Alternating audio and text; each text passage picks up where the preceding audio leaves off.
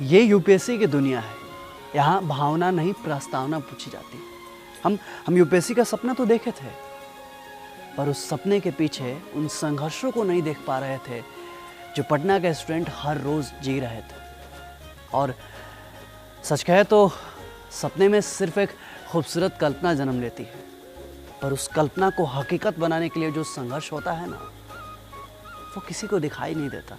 गांव से पटना आने के बाद हर स्टूडेंट की ज़िंदगी में 73वां और 74वां संशोधन होता है, जो मेरी भी ज़िंदगी में हो रहा था। इसलिए मैंने एक दिन बैठकर ज़िंदगी में 42वें संशोधन की तरह एक छोटा सा संविधान बनाया और उसको फॉलो करना शुरू कर दिया। 1 महीना पटना में रहने के बाद मेरी ज़िंदगी बिल्कुल बदल चुकी थी। हमारा समय मानक समय रेखा से आगे और कंपटीशन की कर्क रेखा ज़िंदगी के बीचों बीच गुजर रही थी। हम सब कुछ संभाल ले रहे थे, पर साला उसको भूल नहीं पा रहे थे। पढ़ते पढ़ते उसका नटखट सा चेहरा मेरे आंखों के सामने आ जाता था। पता नहीं उससे क्या लगाव था। 10वीं तक हम दोनों साथ पढ़े।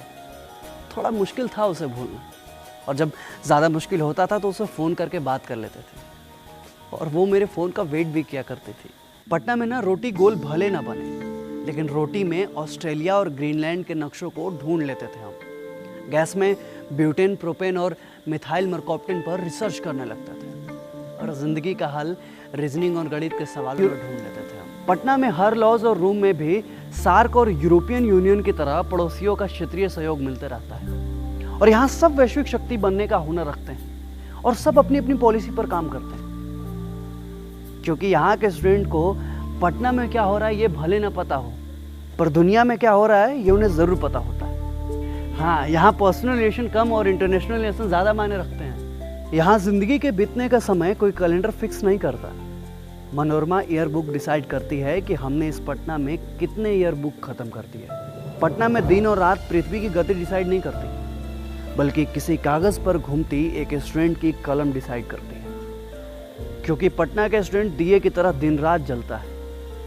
यहाँ मोहब्बत, प्यार, इश्क सब रियल लाइफ में अच्छे लगते हैं। क्योंकि पटना के लड़के रियल लाइफ में लक्ष्मीकांत, बिपिन चंद्रा और स्पेक्ट्रम की किताबों से ज़्यादा लगाव रखते हैं। लेकिन मेरा लगाव रील और रियल दोनों लाइफ से था। मैंने उसको दिलासा दिलाया था और अपने लिए थोड़ा वक्त भी मांगा था, क्योंकि ये दुनिया ना अपने कलेजे का टुकड़ा बेरोजगारों को देने से डरती है। और इधर मेरा पटना में संघर्ष भी जारी था। ये पटना है साहब।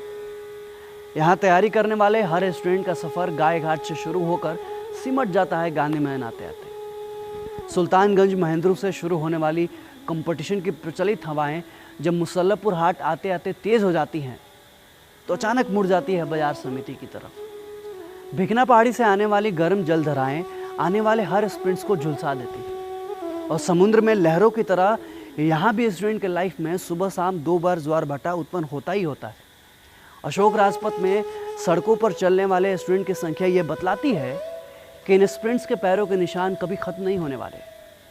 और पटना में तैयारी करने वाला छात्र जब सर पर गमछा बांधकर सवालों का जवाब ढूंढने बैठता है ना, तो वो उन सवालों का जवाब ढूंढ कर ही उठता है, अब चाहे उसमें उसको कितना भी समय क्यों ना लगे। साइंस कॉलेज में ग्रुप डिस्कशन करते हर एक स्प्रिंट्स की कहानियाँ उन कहानियों में से है जिनकी कई सारी कहानियाँ अभी छपनी बाकी हैं। शांत रहने वाले स्प्रिंट्स की ज़िंदगी में कितना भूचाल है कि उनके चेहरे से भी पता नहीं चलता। चश्मे का नंबर ज़रूर बदलता है, पर इनकी ज़िद नहीं बदलती। दिल और दिमाग में कितना दर्द होता है ये उन स्प्रिंट से पूछिए जिनके आंखों में सपने और दिल में उम्मीदें आदमी को एक कमरे में बंद कर देती। और इसी दिल और दिमाग और दर्द के बीच जी रहे थे हम। अभी हम पटना में ही हैं। हमको लग रहा था कि बहुत जल्द अपनी ज़िंदगी और यूपीएससी दोनों पालेंगे। एक बार को आंख बंद करते हैं तो सारे अक्षांश और देशांतर ग्लोब पर खुद को खींच लेते हैं, और दूसरी बार उसका नटखट सा मुस्कुराता हुआ चेहरा मुझे अपनी सफलता की ओर तीव्रता से बढ़ने के लिए उकसा रहा था। और उस समय मैं खुद को यूपीएससी और उसके भूमध्य में देख रहा था। जानते हैं, ये यूपीएससी ना ज़िंदगी है हमारी, बिल्कुल हमारे मोहब्बत की तरह। और इस मोहब्बत को पाने से ना मुझे कोई रोक नहीं सकता है, क्योंकि इसके सिवा मेरे लाइफ में कोई और है ही नहीं। वो भी नहीं। वो अब किसी और की हो गई है और मैं यूपीएससी का होने वाला। वो दिन मेरे लाइफ का सबसे बुरा दिन था जिस दिन उसने फ़ोन पर कहा था कि उसकी शादी कहीं और फिक्स हो गई है। सब कुछ फाइनल हो गया है और बस कल इंगेजमेंट है। मैंने कुछ बोल नहीं पा रहा था, बस आँख से आंसू निकल रही थी, गले में चुभन महसूस हो रहा था और दिल जोर जोर से धड़क रहा था।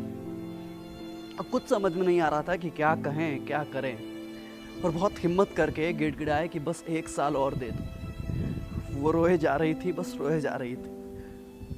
सब कुछ फिक्स हो गया था और सब कुछ फिक्स था। मैंने सबसे बात की थी, अपने घर वाले से, उसके घर वाले से, लेकिन सब कुछ फिक्स हो गया। और ये भी फिक्स है कि दुनिया वाले बेरोजगारों को अपने कलेजे का टुकड़ा देने से डरते हैं। सच कहे ना, अभी भी उसकी याद बहुत आती है, पर क्या करें, जिंदगी है, सब चलता है।